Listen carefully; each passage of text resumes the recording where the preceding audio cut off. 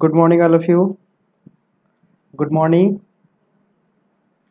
तो कमेंट आप लोग क्लास के बाद कर लीजिएगा। जो भी कमेंट करना होगा, जो भी सवाल पूछना होगा, क्लास के बाद आप लोग पूछ लीजिएगा, ठीक है। तो पिछले लेसन में हम लोगों ने बहुत सारी चीज़ें पढ़ी थी और मैंने पहला चैप्टर आप लोग का पिछले लेसन में स्टार्ट किया था, जीव एवं उनका वर्गीकरण, जिसमें लगभग सभी बातें मैंने बता दिया था और बताया था कि जब हम कुछ चैप्टर इधर का पढ़ लेंगे तो ये चैप्टर जो है समझ में आ जाएगा, ठीक है। तो हम लोग दूसरा चैप्टर जो है पढ़ रहे थे, कोशिका एवं उत्तक। देखिए, तो दूसरे चैप्टर में ये सारी चीज़ें डिस्कस हो चुकी थी, ठीक है।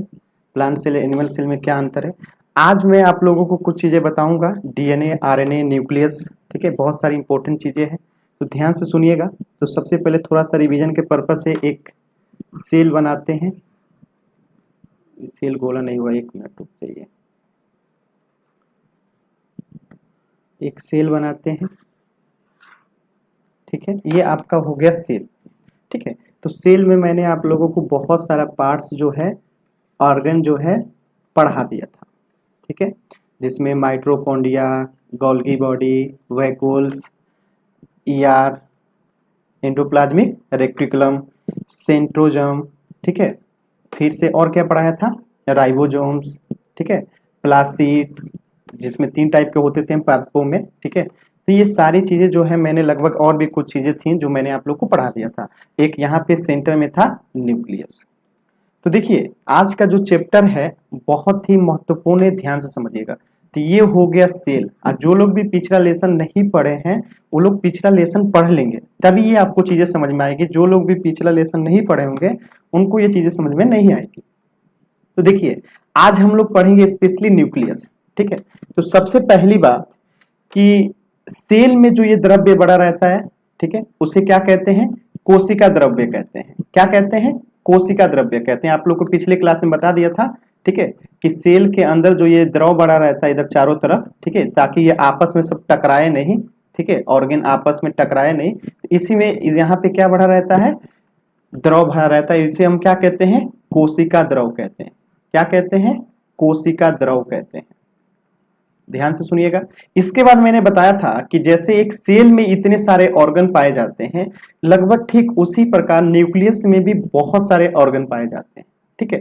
तो न्यूक्लियस के अंदर भी क्या पाया जाता है, लिक्विड पाया जाता है। और इस लिक्विड, ये जो लिक्विड होता है 2 टाइप का होता है, ठीक है। इसी को बोलते हैं न्यूक्लिक एसिड या फिर केंद्रक द्रव। क्या बोलते हैं, केंद्रक द्रव। क्या बोलते हैं, केंद्रक द्रव। और जो केंद्रक द्रव हो जाए यानी न्यूक्लिक जो एसिड होता है वो 2 टाइप का होता है। एक होता है आरएनए और एक होता है डीएनए। इसी को हमें आज डिटेल में पढ़ना है, ठीक है। और इन दोनों को जब हम जोड़ देते हैं, यानी कोशिका द्रव और केंद्रक द्रव को जोड़ देते हैं, तो इसे क्या कहते हैं हम लोग, जीव द्रव। तो ये सारी चीजें जो है मैंने पिछले क्लास में बता दिया था। तो आज हम लोग स्पेशली स्टडी करेंगे न्यूक्लियस के बारे में। न्यूक्लियस के अंदर जो ये डीएनए है, आरएनए है, क्रोमोसोम है, ये सारी चीजें, जीन है, सब चीजों को हम लोग डिटेल में समझेंगे। तो अब लेसन को शुरुआत करते हैं। तो आप लोग इन सब चीजों को पीछे मैं उम्मीद करता हूं कि 3 लेसन हुआ है, आप लोग समझ चुके होंगे। चलिए, तो थोड़ा सा आगे बढ़ते हैं। इससे आगे बढ़ते हुए देखिए और सुनिएगा।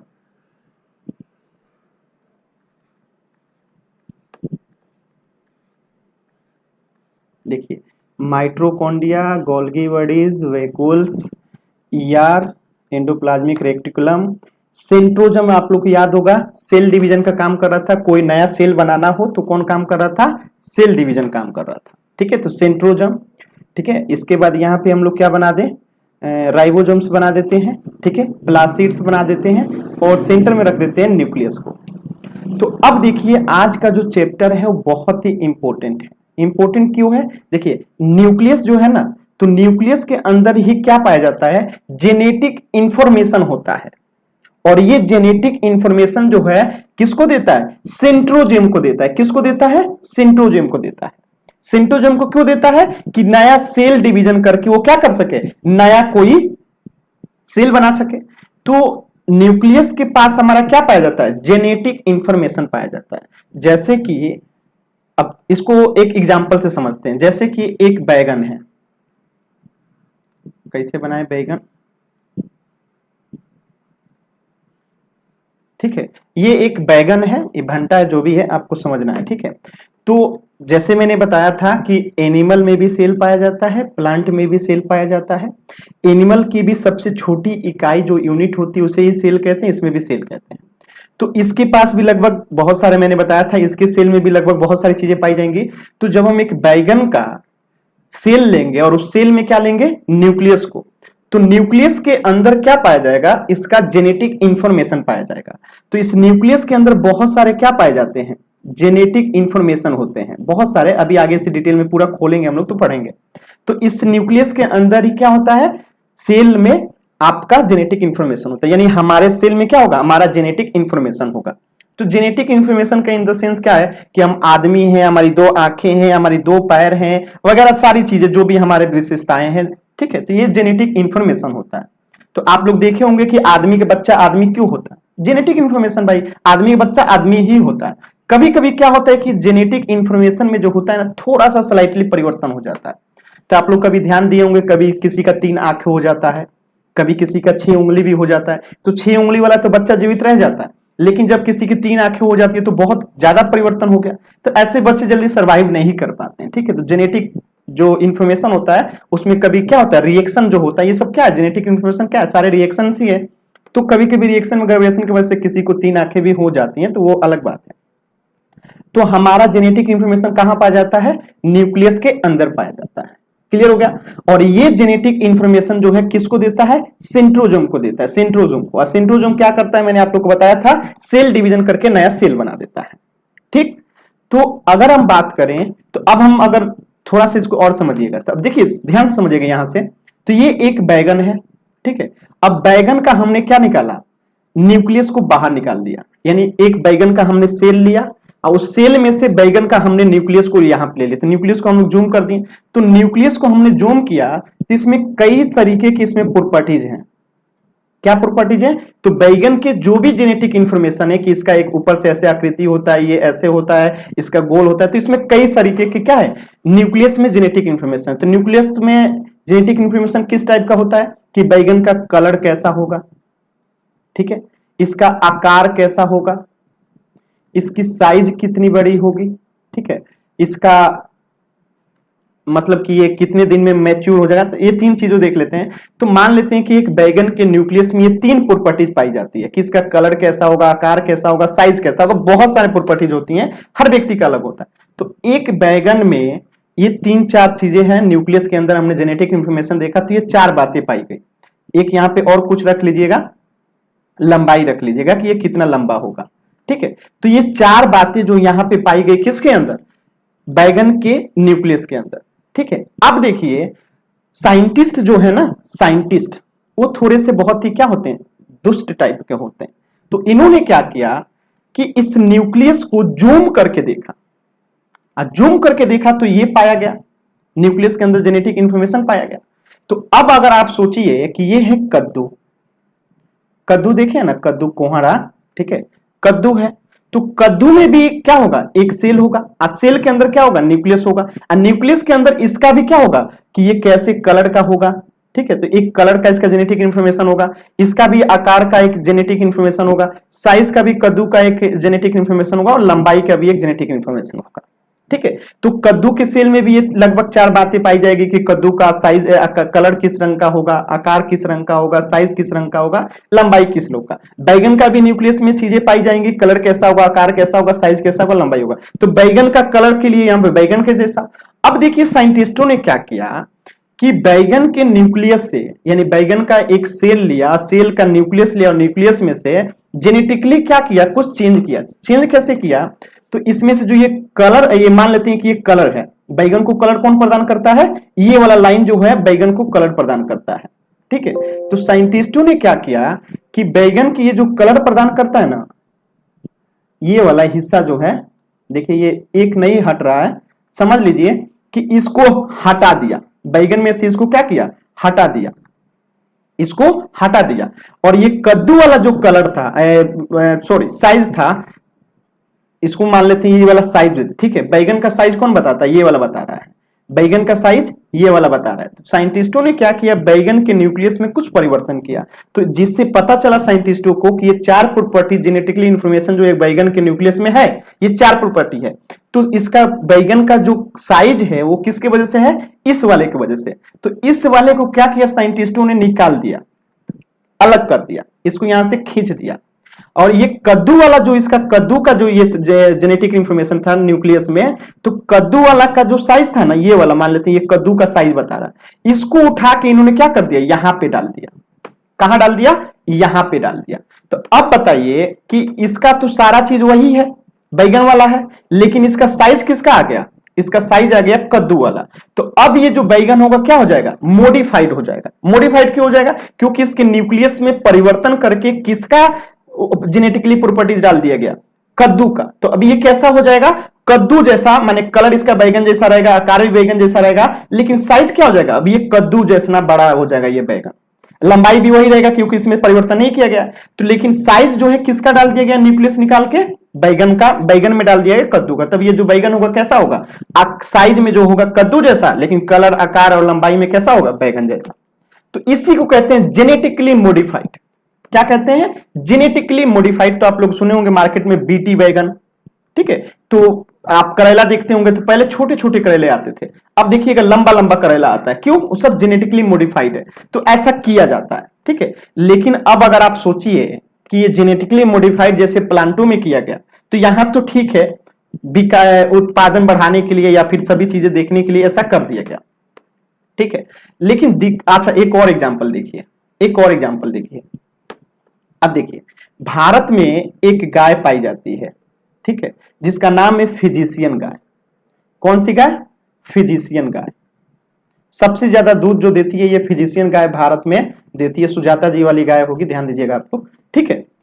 तो ये भारत की ऐसी गाय है जो सबसे ज्यादा दूध देती है, माने दे रही थी, पहले तक दे रही थी। एक है हॉलस्टीन, ठीक है, हॉलस्टीन गाय। तो ये एक्चुअली इंग्लैंड की गाय है हॉलस्टीन। तो अब देखिए हॉलस्टीन गाय जो है, कौन सी गाय है, हॉलस्टीन, ये कितना लीटर दूध देती है, 80 लीटर दूध देती है। तो अब क्या है, अब इसको भारत लाया जाएगा तो ये भारत में सरवाइव नहीं कर पाएगी। क्यों नहीं कर पाएगी, क्योंकि इसको जो है ठंडा मौसम में रहने की आदत है, भारत में गर्मी रहती है, तो गर्मी में ये मर जाएगी। तो साइंटिस्टों ने क्या किया कि इस हॉलस्टीन गाय का एक सेल लिया, क्या लिया, एक सेल लिया, और उस सेल में से इन्होंने क्या लिया, उसका न्यूक्लियस लिया। और न्यूक्लियस जब यहां पे लिया तो ये हो गया आपके हॉलस्टीन गाय का न्यूक्लियस। क्या हो गया, हॉलस्टीन गाय का न्यूक्लियस हो गया। और न्यूक्लियस में कई सारे इसके जेनेटिक इंफॉर्मेशन होंगे कि इसके साइज कैसा होगा, इसका कलर कैसा होगा, इसकी आंखें कैसी होगी, गाय कैसी होती है, जैसी होती है। तो कई तरीके के इसमें इंफॉर्मेशन थे। इसी में से कोई एक जो था वो किस चीज का इंफॉर्मेशन था कि ये 80 लीटर दूध देती है, यानी इसकी कैपेबिलिटी जो थी 80 लीटर दूध देने की थी। तो ये एक गाय थी हॉलस्टीन, और ये इस प्रॉपर्टीज की वजह से, यानी कई तरीके की इसके जेनेटिकली इंफॉर्मेशन थे, तो इसमें से एक प्रॉपर्टी था कि ये 80 लीटर दूध देती है। इसी तरह फिजिशियन गाय का भी क्या लिया गया, न्यूक्लियस लिया गया। इसमें भी कई तरीके के प्रॉपर्टीज थे, जेनेटिकली प्रॉपर्टीज थे, ठीक है। लेकिन इसका जो ये वाला दूध वाला था वो कितने लीटर का था, 10 लीटर का था। तो साइंटिस्टों ने क्या किया कि इससे हॉलस्टीन गाय का ये वाला प्रॉपर्टी जो निकाल के कहां डाल दिया, फिजिशियन गाय में डाल दिया, इसको हटा दिया। तो अब क्या डाल दिया, 80 लीटर गाय वाली का ये दूध वाला जो जेनेटिकली प्रॉपर्टीज था, इस 10 लीटर वाले में को हटा के, 10 वाला हटा के 80 वाला जेनेटिकली इंफॉर्मेशन जो है इसमें फिट कर दिया फिजिशियन गाय में। तो इससे क्या हो गया, अब ये जो गाय होगी कितना लीटर देगी, 80 लीटर नहीं देगी। क्यों नहीं देगी, क्योंकि 80 लीटर दूध देने के लिए उसकी शरीर की बनावट, उसकी बहुत सारी चीजों की आवश्यकता पड़ती है। लेकिन हाँ, अब ये 10 लीटर भी नहीं देगी और 80 लीटर भी नहीं देगी, ये एवरेज देती है। तो जब ये इसको रिप्लेस कर दिया जाएगा तो ये लगभग एवरेज 80 10 90 माने 2, तो ये लगभग 45 से 50 लीटर दूध देने लगी। तो आपसे अगर कोई पूछे भारत में सबसे ज्यादा दूध देने वाली गाय का क्या नाम है, तो वो है हॉलस्टीन फिजिशियन। तो क्या कहा जाएगा, हॉलस्टीन फिजिशियन। क्यों कहा जाएगा, क्योंकि इसमें फिजिशियन की सारी प्रॉपर्टीज ठंडा गर्मी में भी अब रह जाएगी, और ये दूध भी क्या देने लगेगी, 50 लीटर। तो कुल मिला के इसके अंदर क्या हो गया, जेनेटिकली मॉडिफाइड हो गई। तो इसी को कहते हैं हॉलस्टीन फिजिशियन। भारत में सबसे ज्यादा दूध कौन सी गाय देती है, हॉलस्टीन फिजिशियन देती है, 50 लीटर के करीब, ठीक है। तो आप लोगों ने समझ गया कि जेनेटिकली मॉडिफाइड कैसे होता है। तो दो बातें अभी आप लोगों को मैंने बताया, दो बातें मैंने अभी आप लोगों को बताया। पहली बात क्या बताया कि हमारा जो जेनेटिकली इंफॉर्मेशन होता है वो कहां पाया जाता है, न्यूक्लियस में पाया जाता है। बातें क्लियर है? जेनेटिकली इंफॉर्मेशन कहां पाया जाता है, न्यूक्लियस में पाया जाता है। अब देखिए साइंटिस्टों ने क्या किया, इसको फेरबदल शुरू किया। बात समझ में आया? तो जब न्यूक्लियस को बाहर निकाला गया, यानी इस न्यूक्लियस को भी खोला गया, ठीक है, तो इसमें एक पेयर बना था, कई प्रकार के पेयर बने थे और इसी का नाम रखा गया क्रोमोजोम।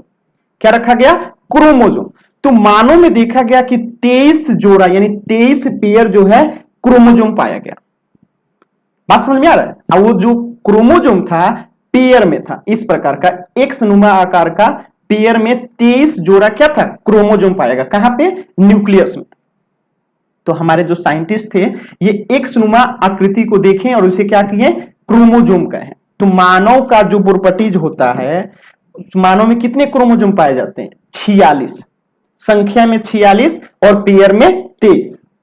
तो अब सोचिए किसी व्यक्ति में कोई बच्चा पैदा होता है और उसके अंदर कितना हो जाता है, 48 क्रोमोजोम, माने 48 संख्या में, और कितना हो जाता है, 24 पेयर में हो जाता है। इसका मतलब क्या है, उसको कुछ एक्स्ट्रा अंग निकल आएंगे। तो वो कहा जाता है कि उसका जो क्रोमोजोम है गड़बड़ है, तो अब वो सर्वाइव नहीं कर पाएगा, किसी न किसी प्रकार से अंग से डिफेक्टिव हो जाएगा।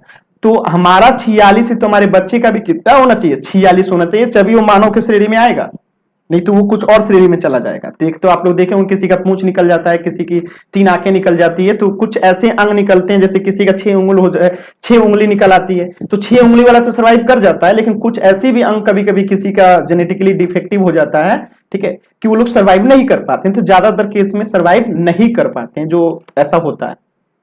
तो अब देखिए, तो मानव के न्यूक्लियस के जो मानव का जो सेल देखा गया, ठीक है, मानव का जो सेल देखा गया न्यूक्लियस, तो न्यूक्लियस के अंदर क्रोमोजोम और क्रोमोजोम के अंदर 23 पेयर पाया गया। तो जो हमारे साइंटिस्ट है उस क्रोमोजोम का जो ये, तो अब हम पहले न्यूक्लियस को बड़ा करते हैं, रुक जाइए। देखिए, तो ये हो गया न्यूक्लियस, ठीक है। न्यूक्लियस के अंदर क्या पाया गया, एक नुमा आकार का 23 जोड़ा जो है क्रोमोजोम पाया गया, ठीक है। अब इसको हम एक क्रोमोजोम को थोड़ा सा जूम करते हैं, देखिएगा। तो ये एक पेयर क्रोमोजोम को अगर हम जूम करते हैं तो कुछ इस प्रकार की आकृति बनती है, कुछ इस प्रकार की आकृति बनती है, ठीक है। तो यहां पे देख लीजिएगा, क्रोमोजोम जो है केंद्रक के अंदर पाया जाता है। मैंने क्या कहा था, न्यूक्लियस के अंदर कौन पाया जाएगा, क्रोमोजोम पाया जाएगा। अब क्रोमोजोम के अंदर डीएनए होता है, अभी क्लियर करता हूं। और डीएनए के अंदर जीन पाया जाता है, अभी क्लियर करता हूं। और जीन पर माता पिता के गुण पाए जाते हैं और जीनी आनुवंशिकता का आधार होता है। कैसे, देखिएगा। तो पहले हम लोगों ने सेल लिया, सेल में हम लोगों ने न्यूक्लियस लिया, न्यूक्लियस में हम लोगों ने ये देख रहे हैं क्रोमोजोम। तो ये एक पेयर क्या है, क्रोमोजोम है आपका, एक पेयर क्या है, ये क्रोमोजोम है, ठीक है। अब देखिए इसके बहुत सारे नामकरण किया गया, इसको क्या किया गया, बहुत सारा नाम किया गया। तो इसका जैसे ये ऊपरी वाले अंग को सैटेलाइट कहा गया, ठीक है, ये वाले अंग को क्या कहा गया, सैटेलाइट कहा गया। ये नीचे पूंछनुमा आकृति है तो इसलिए इसे क्या किया गया, टेलोनोमर कहा गया। पूंछ के जैसा है तो इसे टेलोनोमर कहा गया, ठीक है। और ये बीच वाला जो है हाथ के जैसा है तो इसे क्या कहा गया, आर्म कहा गया। तो मैंने इसकी आकृति के हिसाब से साइंटिस्टों ने इसका नामकरण कर दिया, लेकिन इसके नामकरण से कोई फर्क नहीं था। साइंटिस्ट जो है बहुत ही खतरनाक है, ठीक है, बहुत ही खतरनाक है। तो क्या किए साइंटिस्टों ने कि जब वैज्ञानिक ने फिर जूम किया, किसको, क्रोमोजोम को, और इसको जो है फाड़ दिया, इसका एक हिस्सा जो है पकड़ के फाड़ दिया। तो इसको जब फाड़े ना, तो देखिए हम इसको फाड़ते हैं, किस प्रकार का आकृति बना। देखिए मैं इसको फाड़ देता हूं, देखिएगा आप लोग को किस प्रकार का आकृति बनता है, मैं दिखाता हूं, ठीक है। 1 मिनट रुक जाइए। देखिए, तो पहले तो मैं एक पेयर क्रोमोजोम बना देता हूं।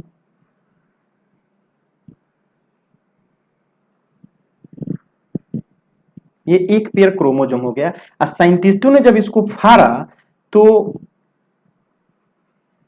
ठीक है, इस प्रकार का आकृति निकला। तो कुल मिला, इसको मैं ढंग से बनाता हूं यार, ये नहीं ढंग से बनेगा तो फिर समझ में नहीं आएगा। क्या करें, कलर चेंज करते हैं तब ये ढंग से बनेगा। 1 मिनट, इसको छोटा बनाते हैं। ये हो गया न्यूक्लियस, ठीक है, न्यूक्लियस। इसमें हो गया ये क्रोमोजोम, 23 पेयर, मानव में 23, ठीक है, मानव में 23 पेयर होते हैं, बंदर में 48 होता है, 24 पेयर होता है, 48 पाया जाता है बंदर चिंपांजी में, ठीक है। वो मनुष्य के काफी मिलता जुलता है, ठीक है। आप लोग उसकी बॉडी स्ट्रक्चर देखेंगे तो मनुष्य जैसा ही होता है, पूंछ एक एक्स्ट्रा होता है इसलिए उसमें 48 होता है, देखेंगे आप लोग, ठीक है। देखिए, तो ये न्यूक्लियस हो गया और इसमें से हमने एक क्रोमोजोम निकाल रहे हैं। रुक जाइए, इसको आकृति ढंग से बनाने दीजिए, नहीं तो दिक्कत हो जाएगा, ठीक है। इसको साइंटिस्टों ने क्या किया, फाड़ दिया। अब फाड़ा तो किस नुमा आकृति बना, देखिए, ठीक है, इस प्रकार की आकृति बनी। इधर से फाड़ेंगे तो इस प्रकार की आकृति जो है बन गई। तो जब इसको खींचा गया तो देखा गया कि जो ये क्रोमोजोम है, ये क्या है, ये क्रोमोजोम है, एक पेयर क्रोमोजोम है, ठीक है। तो इसको जब साइंटिस्टों ने फाड़ा, खींचा, तो देखा गया कि ये स्प्रिंग नुमा आकृति से बना हुआ है। तो इसको कहा गया जीन। इसको क्या कहा गया, जीन कहा गया। इसको क्या कहा गया, जीन कहा गया, ठीक है। तो इसको खींच दिया गया, अब फिर इसको जब समेट दिया गया तो ये गुलशनुमा जो है ना, स्प्रिंग जैसा, तो इस प्रकार का हो गया। जब इसको समेट देंगे तो ये क्या हो जाएगा, इस तरीके का है। तो इसको कहा गया डीएनए, ठीक है। यानी कि न्यूक्लियस पहले बना न्यूक्लियस, न्यूक्लियस को हमने बड़ा किया तो क्रोमोजोम, और क्रोमोजोम को हमने ज्यादा खींच दिया तो ये बन गया जीन, और जीन को समेट दिए हम लोगों ने, ठीक है, तो ये बन गया डीएनए। तो अब आप बताइए कि हमारा जेनेटिक इंफॉर्मेशन जो है न्यूक्लियस के पास है, क्रोमोजोम के पास है, डीएनए के पास है कि जीन के पास है। तो इसमें सबसे छोटी इकाई यानी आनुवंशिकता की सबसे छोटी इकाई अगर आपसे पूछे कि हमारा जो बच्चा होता है वो एक हमारे जैसा ही बच्चा होता है, तो वो आखिर ट्रांसफर किस प्रॉपर्टी से होता है, तो जीन वो प्रॉपर्टी जो होता है जिसके वजह से क्या होता है, हमारा बच्चा हमारे जैसा ही होता है। यानी मनुष्य का बच्चा मनुष्य होता है, चिंपांजी का बच्चा चिंपांजी होता है, किसके वजह से, जीन के वजह से, ठीक है। तो ये हो गया न्यूक्लियस। न्यूक्लियस की बात क्रोमोजोम, और क्रोमोजोम के बाद इसको हमने फैला दिया, तो ये फैला बड़ा बहुत ज्यादा फैला दिए तो ये एक जीन बन गया, ठीक है, ये जीन हो गया। इसको जब समेट दिए तो ये डीएनए बन गया, ये जो है क्रोमोजोम बन गया। बातें समझ में आ रही होगी। देखिए, तो जब वैज्ञानिक ने फिर जूम किया किसको, डीएनए को, ठीक है, माने इसको जूम करके खींचा तो इसमें देखा ये स्प्रिंग नुमा आकृति से बना हुआ था, तो कुछ इस प्रकार की आकृति बनी हुई थी, ठीक है। इसको जीन नाम दिया गया। बातें समझ में दिया, तो इसलिए इसको जीन कहा गया। फिर इस जीन को सिकुड़ा दिया गया, यानी अब इस जीन को सिकुड़ देंगे, क्या करेंगे, सिकुड़ा दिया जाता है, तो ये कॉम्प्लेक्स हो जाता है, और इसी कॉम्प्लेक्स आकृति को क्या कहते हैं, डीएनए कहा जाता है, ठीक है। समेट दिया तो इसे ही क्या कहा गया, डीएनए कहा जाता है। और डीएनए को अगर हम समेट देंगे अब इस प्रकार का, अब ये आ गया इस तरह, तो ये क्या हो जाएगा, क्रोमोजोम हो जाएगा। बातें समझ में आ रही होगी। तो ये हो गया क्रोमोजोम, डीएनए, जीन, ठीक। तो आपसे एक प्रश्न पूछता है, अब प्रश्न क्या पूछता है कि हमारा जेनेटिक इंफॉर्मेशन या जेनेटिक कोड का, ये बात एक ही है, किसके पास रहता है। यानी मनुष्य का लड़का बच्चा जो होता है मनुष्य ही होगा, चिंपांजी का बच्चा जो चिंपांजी होगा वो किस कारण से होता है, तो आपको क्या जवाब मिलेगा, न्यूक्लियस के कारण, क्रोमोजोम के कारण, एग्जैक्ट जवाब दीजिएगा, डीएनए के कारण कि जीन के कारण, जीन के कारण, ठीक है, जीन के कारण, क्योंकि यही रिपीट हो रहा है आगे, ठीक है। तो जीन के वजह से ही क्या होता है, हमारा बच्चा जो होता है हमारे जैसा ही होता है, ठीक है। तो आनुवंशिकता का आधार क्या हो गया, जीन हो गया। और यही चीजें यहां पे लिखी गई है, देखिए मैं आप लोग को दिखाता हूं।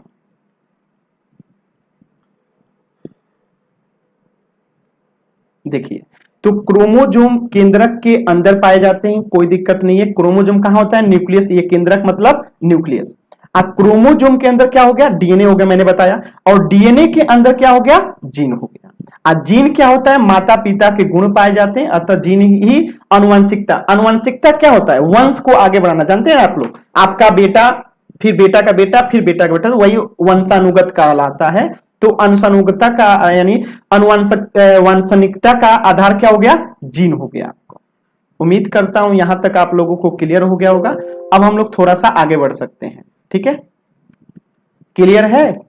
तो हम लोग अगर किसी चीज में परिवर्तन करना चाहते हैं, ठीक है, मतलब थोड़ा सा, ज्यादा नहीं, तो हमें जीन में परिवर्तन करना होगा। यानी अगर हम बात करें, ठीक है, कि जीन में परिवर्तन कर दिया जाए, जैसे कि ये लीजिए, ये मान लेते हैं कि किसी मनुष्य का क्या है, न्यूक्लियस है, तो न्यूक्लियस में क्या पाया जाएगा? क्रोमोसोम पाया जाएगा। अब इस क्रोमोसोम को बाहर निकाल लिया गया, इस क्रोमोसोम को क्या कर लिया गया? बाहर निकाल लिया गया। ये क्रोमोसोम है, ठीक है। इस क्रोमोसोम को जब खींचा गया तो इस प्रकार का, ठीक है, और इधर से खींचा गया तो इस प्रकार का आकृति बना। तो कुल मिला के यहां पे जो ये जीन बन रहा है ये, ठीक है, मैं जीन बनाता हूं केवल, ठीक है, ये गड़बड़ हो जा रहा है। तो ये देखिए क्रोमोसोम बन जा भैया, ठीक है, ये जीन हो गया। अब इसको खींचा गया तो इस प्रकार का आकृति बना और एक इस प्रकार का आकृति बना। तो ये हो गया हमारा एक पेयर क्या? जीन हो गया। तो अब बताइएगा ये जीन है और यहाँ पे स्प्रिंग नुमा जो आकृति वो डीएनए है, ठीक है। तो अगर आपको इसमें कोई परिवर्तन करना है तो यानी किसी के जीन में यहाँ पे यानी मान लेते हैं, ठीक है, यहाँ पे कुछ ये 10 प्रकार की, किसी के जीन में 10 प्रकार की जेनेटिक इंफॉर्मेशन है, 10 प्रकार की जेनेटिक इंफॉर्मेशन है। अब इसमें से कोई एक जेनेटिक इंफॉर्मेशन निकाल के बदल दिया जाए, अगर एक इसमें से निकाल के बदल दिया जाए तो उसका जेनेटिक इंफॉर्मेशन बदल गया कि नहीं बदल गया? तो भारत सरकार ने किसी मानव या जानवर पर जेनेटिकली मॉडिफिकेशन यानी जीएम पर क्या लगा रखा है? बैन लगा रखा है। अब एक मूवी देखे होंगे क्रिस 3, क्या देखे होंगे? क्रिस 3। अब सोचिए कि लैब में एक मनुष्य का सेल लिया जाए और उस सेल से न्यूक्लियस लिया जाए और न्यूक्लियस से क्रोमोसोम लिया जाए और क्रोमोसोम से डीएनए और डीएनए से जीन लिया जाए और उस जीन में क्या किया जाए? उसको जेनेटिकली मॉडिफाइड कर दिया जाए। यानी कि एक मनुष्य के सेल में एक शेर का, मान लेते हैं शेर का क्या डाल दिया जाए? एक जेनेटिकली जो है जीन इसमें लाके डाल दिया जाए, एक प्रॉपर्टी हटा के एक शेर का जीन वाला प्रॉपर्टी इसमें डाल दिया जाए। तो अब जो मनुष्य होगा वो शेर जैसा हो सकता है, उसकी दांत निकल आए, या शेर जैसा उसमें शार्पनेस आ जाए, या शेर जैसी ताकत आ जाए, यानी जो प्रॉपर्टीज यहां पे डाली जाएगी वो प्रॉपर्टीज मनुष्य में आ जाएगा। तो ये जो है इसका दुरुपयोग हो सकता था। तो आप देखेंगे क्रिस 3 में एक काल नाम का गुंडा है, ठीक है, तो वो क्या करता है? मानवर बनाता है, मानवर, ठीक है, जानवर नहीं, मानव नहीं, मानवर बनाता है। यानी कि मानव और जानवर का मिक्सअप करके मानवर बनाता है। तो क्या करता है? छिपकली का, मनुष्य का डीएनए मिलाते रहता है, जीन को मिला के एक नया बना देता है। तो भारत सरकार ने क्या किया है कि जेनेटिकली मॉडिफाइड मानव या जानवरों पे करने को प्रतिबंधित कर दिया। यानी जेनेटिकली मॉडिफिकेशन जो है आप फल और सब्जी के लिए कर सकते हैं। तो बीटी बैगन, बीटी कपास, ये सब क्या है? हाइब्रिड है, यानी जेनेटिकली मॉडिफाइड करके उनके उत्पादन को बढ़ा दिया जाता है। लेकिन ये सारा प्रयोग जो है जानवरों और मनुष्यों पे नहीं किया जाता है, क्योंकि उसका दुरुपयोग किया जा सकता है। ठीक है, तो आप लोग ये समझ गए होंगे कि जीएम क्या होता है, जेनेटिकली मॉडिफिकेशन क्या होता है। तो जेनेटिकली मॉडिफिकेशन कहां किया जाएगा? जीन में ही किया जाएगा। यहां तक क्लियर है। अब हम थोड़ा आगे बढ़ते हैं और थोड़ा डिटेल में देखते हैं डीएनए को, ठीक है, उसके बाद देखेंगे आरएनए को।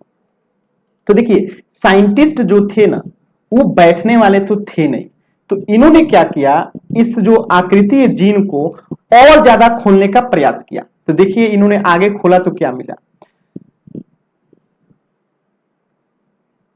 देखिए पहले ये एक पेयर क्रोमोसोम बना लेते हैं, बार बार ये बनाना पड़ रहा है।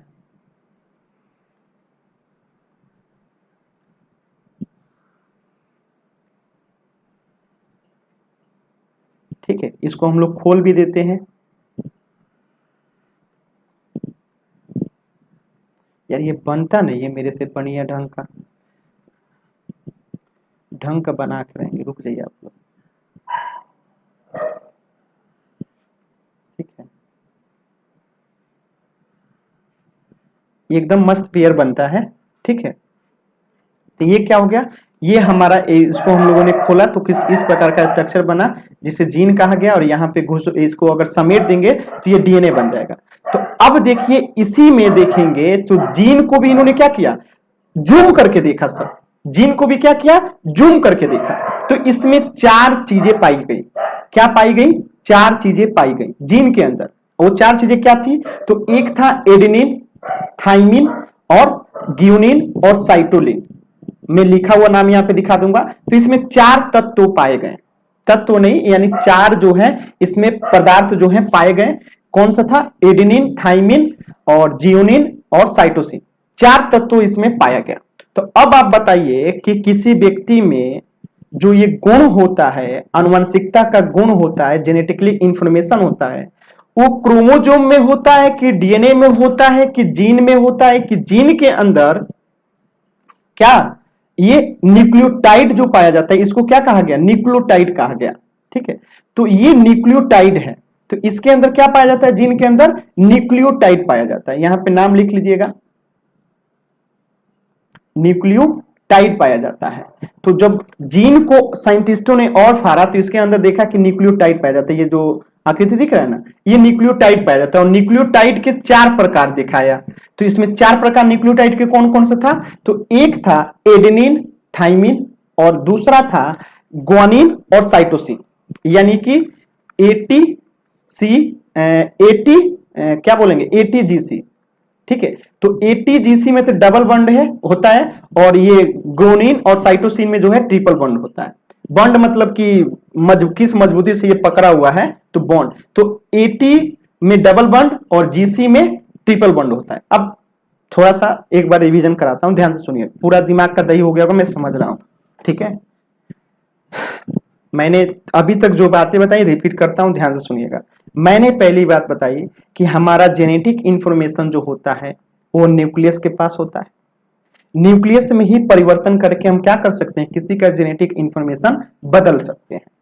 फिर मैंने कहा कि जब न्यूक्लियस को साइंटिस्टों ने लैब में क्या किया, जूम करके देखा, तो उसमें देखा कि मनुष्य के न्यूक्लियस में क्या पाया जाता है, क्रोमोजोम। वो क्रोमोजोम कितने पाया जाता है, 23 के पेयर में पाया जाता है। मनुष्य के अलग अलग होता है, तंबाकू में अलग होता है, चिंपांजी में, सबका अलग होता है। ठीक है, तो मनुष्य में 23 पेयर क्रोमोजोम पाए जाते हैं। तो जब इस एक क्रोमोजोम को जूम किया गया, इसको जब क्रोमोजोम को और लंबा खींच दिया गया, तो यहां पे जीन निकल गया। जीन को जब सिमटा दिए, सिकुड़ गया, तो इसी सिकुड़ी हुई आकृति को डीएनए कहा गया। तो साइंटिस्टों को बर्दाश्त नहीं हुआ, तो इन्होंने क्या किया, जीन को फिर से माइक्रोस्कोप से देखा। तो एक तो सेल नहीं दिखता है, हम लोग को सेल नहीं दिखता है, अपनी आंखों से हम लोग सेल नहीं देख सकते। अब बताइए, उस सेल के अंदर न्यूक्लियस, न्यूक्लियस के अंदर क्रोमोजोम, क्रोमोजोम को फिर फाड़ के देख रहा है तो डीएनए, उसके बाद जीन। तो सोचिए इसको हम लोग कितना क्रिटिकल काम है। तो जीन को इन्होंने माइक्रोस्कोप से देखा, तो इन्होंने देखा कि इस टाइप का स्ट्रक्चर पाया जाता है, और ये होता है न्यूक्लियोटाइड। आज जो न्यूक्लियोटाइड होता है वो 4 प्रकार का होता है, एडेनिन, थाइमिन, ज्यूनिन और साइटोसिन। अजीब सा नाम है, मैं लिखा हुआ आपको दे दूंगा, मिला लीजिएगा। ठीक है, तो अब अगर आप लोग सोच रहे हैं कि ये एडेनिन होगा, ये थाइमिन होगा, ये ग्यूनिन होगा, ये आपका साइटोसिन होगा, तो ऐसा नहीं है। ये कैसे है मैं आपको बताता हूं, देखिए।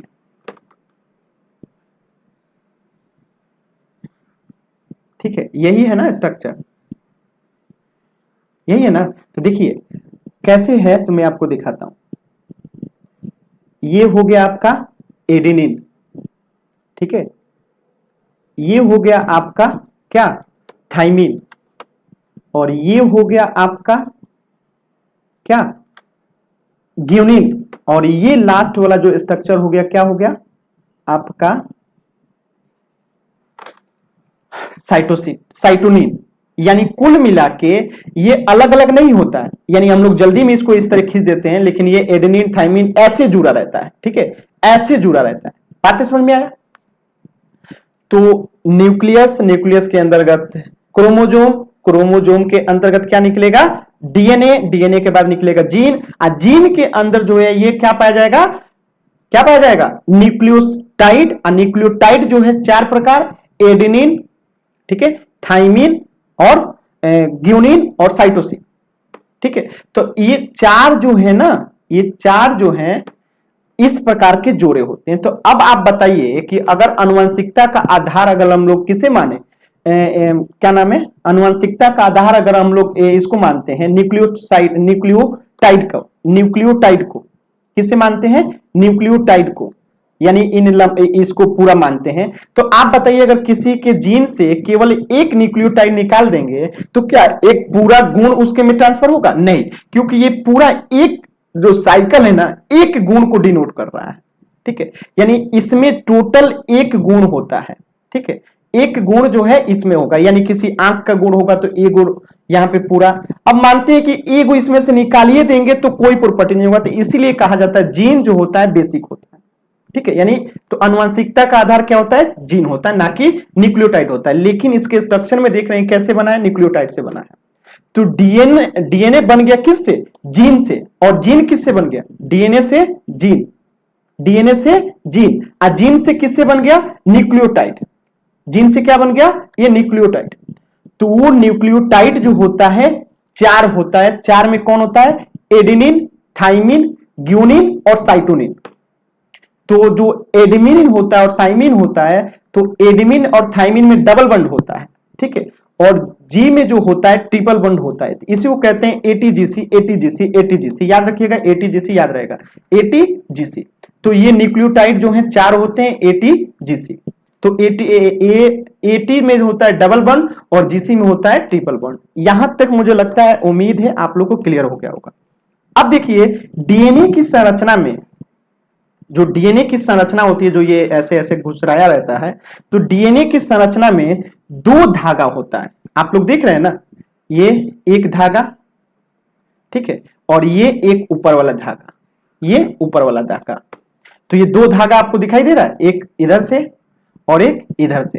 तो डीएनए की संरचना में दो धागा होता है, और इसी कारण इसे डबल स्टैंडर्ड कहते हैं, या इसी का मॉडल है जिसे क्या कहते हैं, डबल हेलिक्स। तो इसको डीएनए को क्या कहा गया, डबल हेलिक्स मॉडल, ठीक है, या डबल स्टैंडर्ड मॉडल, क्योंकि इसमें दो धागा है, दिखाई दे रहा होगा आप लोगों को। अब देखिए आरएनए क्या होता है। तो आरएनए जो होता है ना, तो आरएनए के लिए आपको कुछ नहीं करना है, इसको बीच में से काट दीजिए, बीच में से क्या कीजिए, काट दीजिए। तो बीच में से कैसे काटें हम, बीच में से कैसे काटें, यानी देखिए ये नीचे वाला को मिटा दीजिएगा, तो ये आरएनए हो गया। यानी आरएनए क्या हो गया, आपका आधा स्ट्रक्चर जो होगा आरएनए हो जाएगा। अब इसको मैं गूगल के फोटो से आपको दिखाता हूं, ज्यादा समझ में आएगा, देखिएगा।